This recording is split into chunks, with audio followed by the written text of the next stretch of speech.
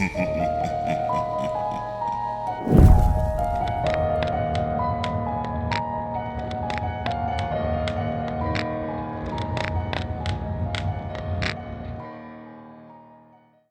you ever forgotten your phone?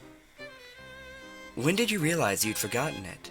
I mean, I'm guessing you didn't just smack your forehead and exclaim, "Damn," apropos of nothing. In fact, the realization probably didn't dawn on you spontaneously. More likely, you reached for your phone, pawing open your pocket or handbag, and were momentarily confused by it not being there. Then you did a mental recap of the morning's events. Well, shit.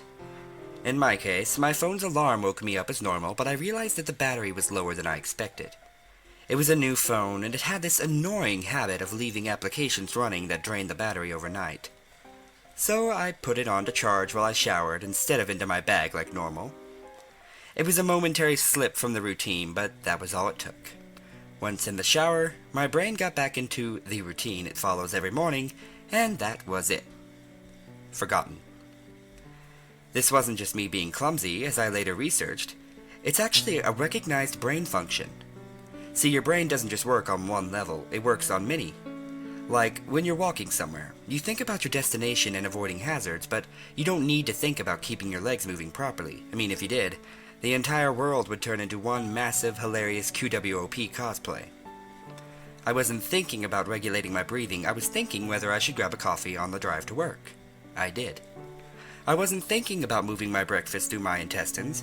I was wondering whether I'd finish on time to pick up my daughter Emily from the nursery after work, or get stuck with another late fee.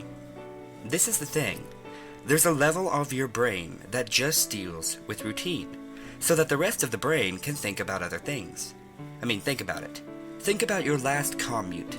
What do you actually remember?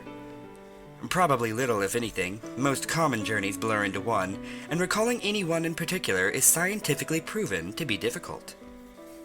Do something often enough and it becomes routine. Keep doing it, and it stops being processed by the thinking bit of the brain, and gets regulated to a part of the brain dedicated to dealing with routine. Your brain keeps doing it, without you thinking about it, and soon, you think about your route to work as much as you do keeping your legs moving when you walk, as in, not at all. Most people call it autopilot, but there's danger there. You see, if you have a break in your routine, your ability to remember and account for the break is only as good as your ability to stop your brain from going into routine mode. My ability to remember my phone being on the counter is only as reliable as my ability to stop my brain entering morning routine mode, which would dictate that my phone is actually in my bag. But I didn't stop my brain entering routine mode. I got in the shower as normal. Routine started, exception forgotten. Autopilot engaged. My brain was back in the routine. I showered, I shaved. The radio forecasted amazing weather. I gave Emily her breakfast and loaded her into the car. She was so adorable that morning. She complained about the bad sun in the morning blinding her, saying that it stopped her from having a little sleep on the way to nursery, and we left. And that was the routine. It didn't matter that my phone was on the counter charging silently. My brain was in the routine, and in the routine, my phone was in my bag, and that's why I forgot my phone. Not clumsiness, not negligence. Nothing more than my brain entering routine mode and overriding the exception. Autopilot engaged. I left for work. It's a swelteringly hot day already. The bad sun had been burning since before my traitorously absent phone woke me. The steering wheel was burning hot to the touch when I sat down. I think I heard Emily shift over behind my driver's seat to get out of the glare, but I got to work. Submitted the report, attended the morning meeting. It's not until I took a quick coffee break and reached for my phone that the illusion was shattered. So I did a mental restep. I remembered the dying battery. I remembered putting it on to charge. And I remembered leaving it there. My phone was on the counter. Autopilot disengaged. Again, there lies the danger. Until you have that moment when you reach for your phone and shatter the illusion, that part of the brain is still in routine mode. It has no reason to question the facts of the routine. That's why it's a routine, the act of repetition. It's not as if anyone could say, "Why didn't you remember your phone? Didn't it occur to you? How could you forget? You must be negligent." Because this is to miss the point. My brain was telling me that the routine was completed as normal, despite the fact that it wasn't.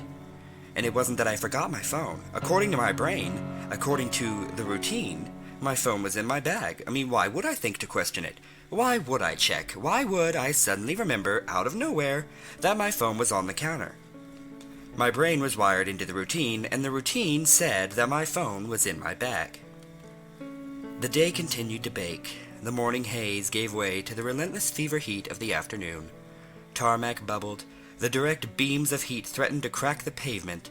People swapped coffees for iced smoothies. Jackets were discarded, sleeves were rolled up, ties were loosened, and brows were mopped. The park slowly filled with sunbathers and barbecuers. Window frames threatened to warp. The thermometer continued to swell, and thank fuck the offices were air-conditioned. But, as ever, the furnace of the day gave way to a cooler evening. Another day, another dollar. Still cursing myself for forgetting my phone, I drove home. The day's heat had baked the inside of the car, releasing a horrible smell from somewhere. When I arrived on the driveway, the stones crunching comfortingly under my tires, my wife greeted me at the door. "Where's Emily?" Fuck. As if the phone wasn't bad enough.